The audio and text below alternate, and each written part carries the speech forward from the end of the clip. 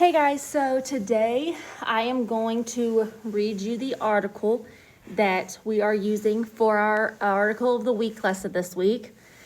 So the first thing I'm going to do is jot down my little note-taking strategies. So remember, a star equals something. If you want to make a comment, sorry, it's been a while. If I write an exclamation point, that means something that's surprising or interesting.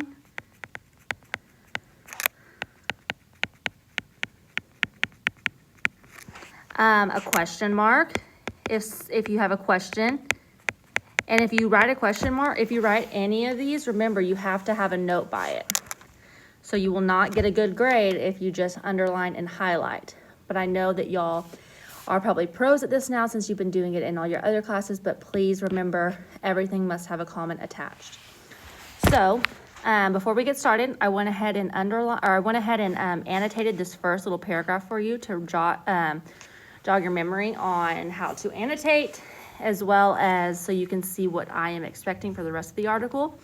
So I noticed that I highlighted the title, The Integration of Central High School, and I also underlined the author, which is unknown. So notice here at the top, I wrote how to cite. So when if you pull evidence for your essay, you will just cite it with the page number. So all you will do is write page number 1 in parentheses and then a period. Page 2, parentheses, period. Notice also I went ahead and went to the bottom of every page and just numbered it. Page 1, page 2, and page 3. Just so that I would remember since these do not have page numbers. Okay, so I'm going to go ahead and start reading. Please stop after every paragraph or section to annotate.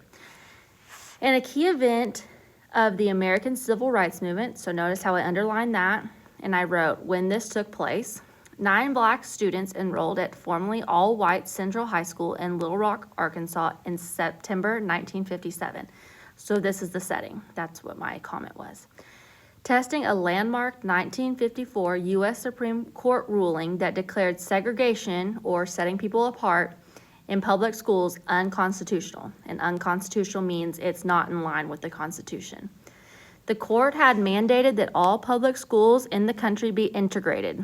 So that means combining the whites and the blacks with all deliberate speed, so fast. In its decision related to the groundbreaking case, Brown versus Board of Education of Topeka, on September 4th, 1957, the first day of classes at Central High, Governor Orville Fabus of Arkansas called in the state National Guard to bar the black students' entry into the school. So I put a question mark and I wrote why.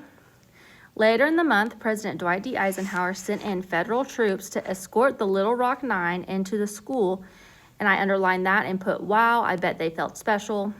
So that was my comment.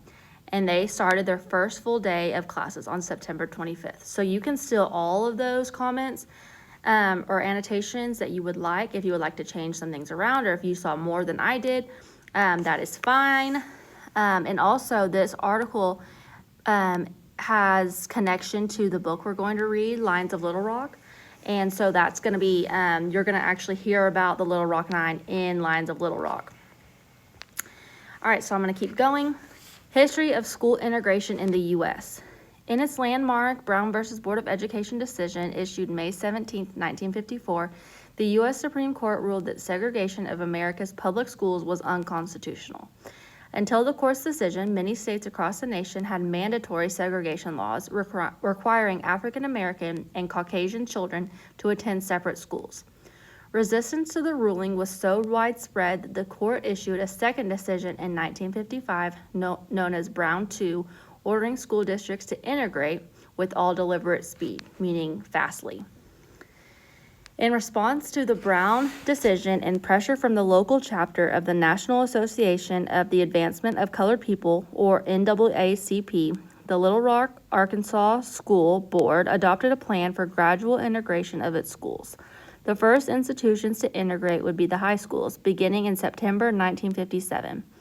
2 pro-segregation groups formed to oppose the plan, the Capital Citizens Council and the Mothers League of Central High School. So if you want to go ahead and pause and annotate, Little Rock 9 recruited.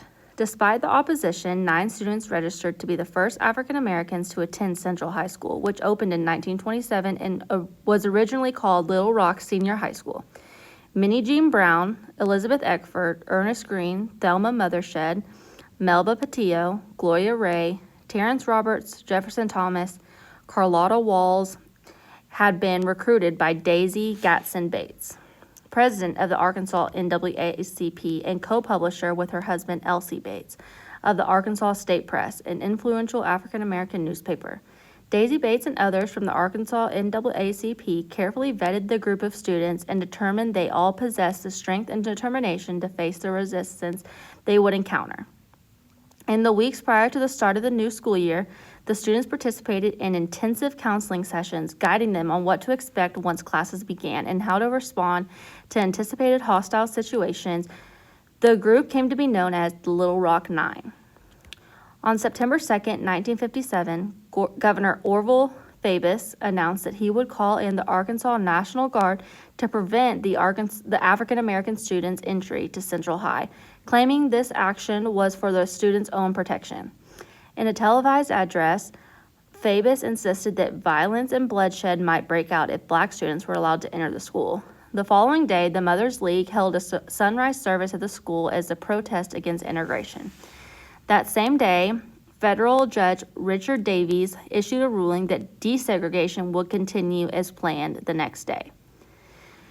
So if you want to go ahead and pause and annotate. Students turned away by state troops. The Little Rock 9 arrived for the first day of school at Central High on September 4th, 1957. 8 arrived together, driven by Bates. Eckford's family, however, did not have a telephone, and Bates could not reach her to let her know of the carpool plans. Therefore, Eckford arrived alone. The Arkansas National Guard ultimately prevented any of the Little Rock 9 from entering Central High. One of the most enduring images from this day is a photograph of Eckford, notebook in hand, stoically approaching the school as a crowd of hostile and screaming white students and adults surround her.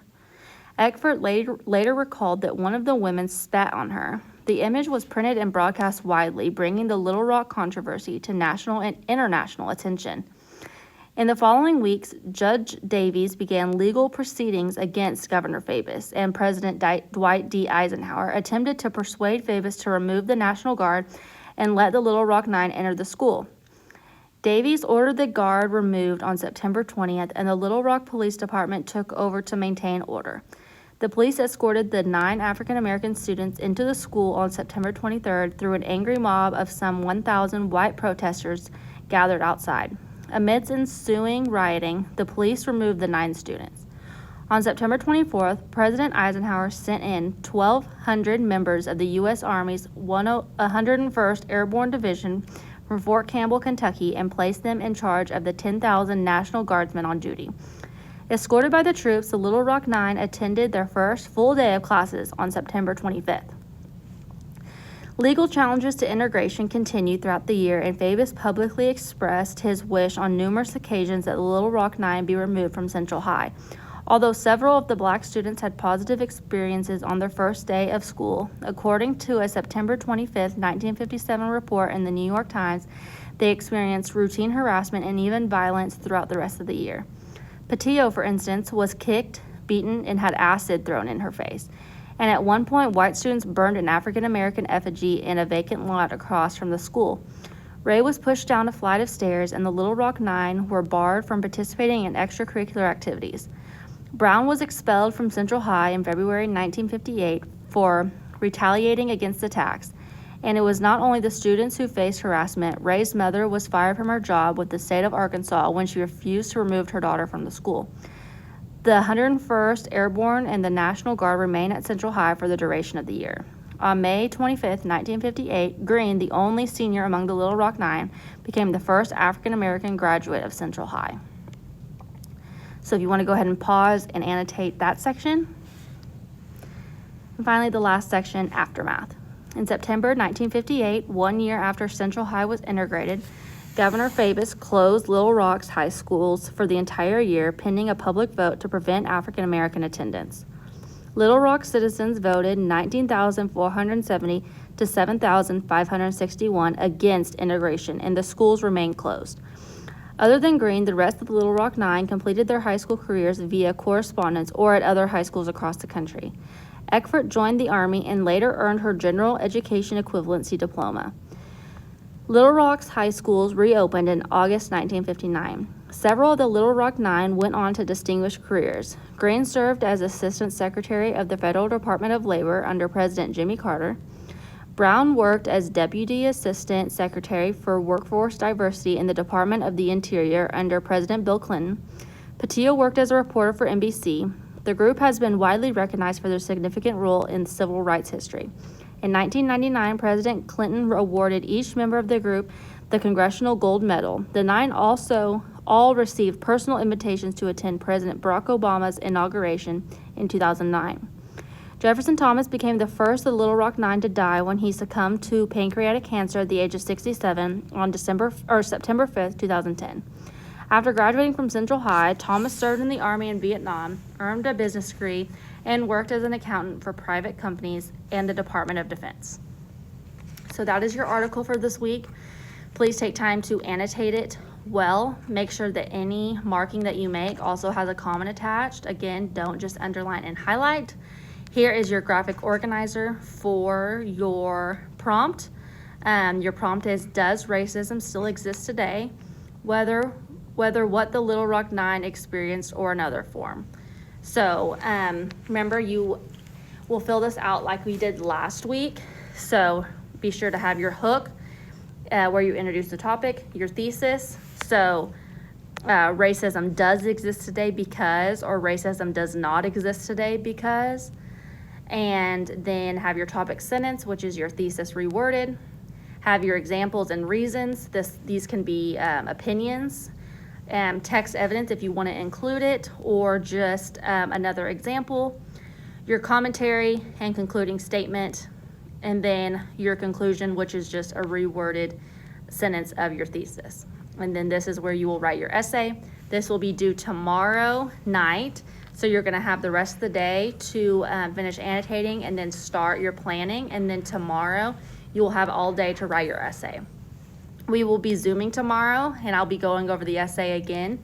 But for now, just go ahead and finish annotating and begin your planning. I'll talk to y'all tomorrow. Bye guys.